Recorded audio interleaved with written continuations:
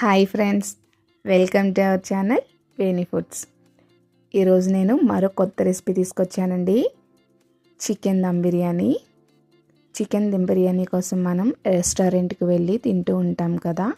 So ఇంకా మీరు రెస్టారెంట్కి వెళ్ళాల్సిన అవసరమే ఉండదు. అంత టేస్టీ గల చికెన్ దమ్ బిర్యానీ మనం ఇంట్లోనే చాలా ఈజీగా ప్రిపేర్ చేసేసుకోవచ్చు. ఇంకా ఆలస్యం చేయకుండా ఈ రెసిపీ ఎలా చేయాలో చూపిస్తాను, వచ్చేయండి. ముందుగా ఒక గిన్నె తీసుకోండి.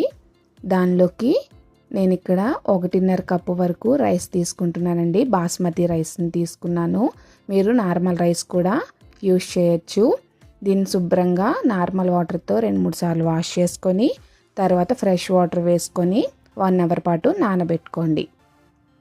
ఇక్కడ నేను 3 పావుల చికెన్ తీసుకున్నానండి. ఈ చికెన్ని ఉప్పు, పసుపు, నిమ్మకాయ వేసుకొని శుభ్రంగా వాష్ చేసుకోవాలండి. మనకి ఈ నిమ్మకాయ వేయటం వలన నాన్ వెజ్ స్మెల్ అనేది రాదన్నమాట. సో ఇలా వాష్ చేసుకున్న చికెన్ని మనం దమ్ చేసుకోవటానికి ఒక పెద్ద గిన్నె తీసుకోండి. దానిలోకి చికెన్ వేసుకోవాలి.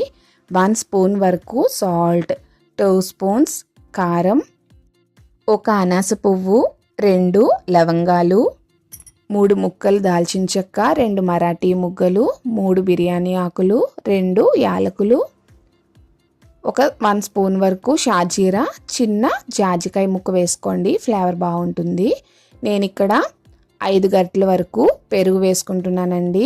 బిర్యానీలోకి పెరుగు అనేది కాస్త ఎక్కువే వేసుకోండి, టేస్ట్ బాగుంటుంది. ఇక్కడ నేను ఫ్రెష్గా దంచి పెట్టుకున్న అల్లం వెల్లుల్లి పేస్ట్ని 1.5 వరకు వేసుకున్నాను. 3 స్పూన్స్ ధనియాల పొడి, 2 స్పూన్స్ జీలకర్ర పొడి, 1 స్పూన్ గరం మసాలా, సన్నగా తరిగి పెట్టుకున్న కొత్తిమీర, పుదీనా కూడా వేసుకోవాలి. వేసుకొని ఈ మసాలాలన్నీ కూడా చికెన్కి బాగా పట్టేట్టు బాగా కలుపుకోవాలి.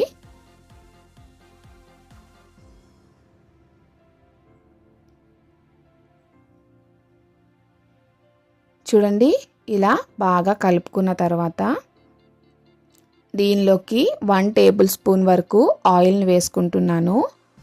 ఒక 3 పచ్చిమిర్చి తీసుకొని ఇలా చీలికలను వేసుకున్నాను.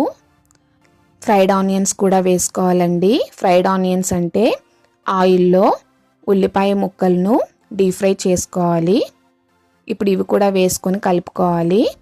ఇక్కడ నేను ఒక పెద్ద నిమ్మకాయని తీసుకొని కట్ చేసుకొని ఇలా పిండుకొని వేసుకుంటున్నానండి.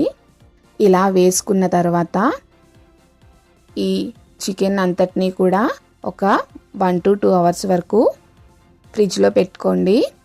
ఇక్కడ నేను ఒక గిన్నె తీసుకొని దానిలోకి వాటర్ని వేసుకున్నాను. దానిలోకి 1 అనాస పువ్వు, 2 యాలకులు, 3 మరాఠీ మొగ్గలు, 2 లవంగాలు, 3 బిర్యానీ ఆకులు, 2 దాల్చిన చెక్క ముక్కలు, 1 స్పూన్ వరకు షాజీరా, 1/2 స్పూన్ అల్లం వెల్లుల్లి పేస్ట్, 2 స్పూన్స్ వరకు సాల్ట్ వేసుకోవాలి. 1 టేబుల్ స్పూన్ వరకు ఆయిల్ని కూడా వేసుకోండి. ఆయిల్ వేసుకోవటం వలన మనకి రైస్ అనేది పొడి పొడిలాడుతూ వస్తుంది. ఇక్కడ వాటర్ అనేది బాయిల్ అవుతున్నప్పుడు ఆల్రెడీ మనం నానబెట్టి పెట్టుకున్నాం కదా బాస్మతి రైస్ని వేసుకోవాలి. టేస్ట్ చూసుకోండి. సాల్ట్ అనేది మనకి చాలా ఉప్పగా ఉండాలన్నమాట. సో ఇప్పుడు ఈ రైస్ అంతా కూడా బాగా కుక్ అవ్వాలి. ఇక్కడ చూడండి, రైస్ అనేది జస్ట్ ఇలా బ్రేక్ అయితే సరిపోతుందండి. ఇప్పుడే చిల్లుల గిన్నెలోకి తీసుకొని పక్కన పెట్టుకోండి. ఇక్కడ మనం మ్యారినేట్ చేసుకున్న చికెన్లోకి ఈ రైస్ని లేయర్స్ లాగా వేసుకోండి. ఇలా స్ప్రెడ్ చేసుకోవాలన్నమాట. సో ఈ రైస్ అంతటినీ కూడా ఇలా వీడియోలో చూపిస్తున్నట్టు వేసుకోవాలి.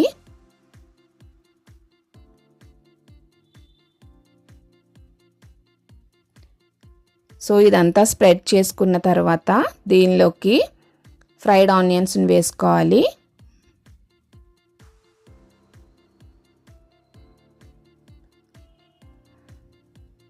అలాగే కొత్తిమీర, పుదీనా కూడా వేసుకోవాలండి. ఇక్కడ నేను ఫుడ్ కలర్స్ ఏమీ యాడ్ చేయటం లేదు. జస్ట్ కొద్దిగా వాటర్లో పసుపు వేసుకొని ఇలా వేసుకుంటున్నానండి. ఇలా వేసుకోవటం వలన మనకి బిర్యానీ అనేది మంచి కలర్ఫుల్గా కనిపిస్తుంది. అలానే ఉడికించి పెట్టుకున్న రైస్లో వాటర్ ఉంటుంది కదండి, ఆ వాటర్ని ఇలా సైడ్స్ వేసుకోవాలి. 1 స్పూన్ నెయ్యిని కూడా వేసుకోవాలండి. ఇప్పుడు దీని మీద మూత పెట్టుకొని ఏదైనా బరువుగా ఉన్న దాన్ని పెట్టుకొని దమ్ చేసుకోవచ్చు. లేదంటే నేను ఈ వీడియోలో చూపిస్తున్నట్టు టిష్యూతో కవర్ చేసుకోండి. కవర్ చేసుకొని ఇలా టైట్గా మూతను అనేది ఫిక్స్ చేసుకోవాలన్నమాట. మనకి ఎలాంటి గాలి అనేది లోపలికి వెళ్ళకూడదు, ఇంత టైట్గా ఉండాలి.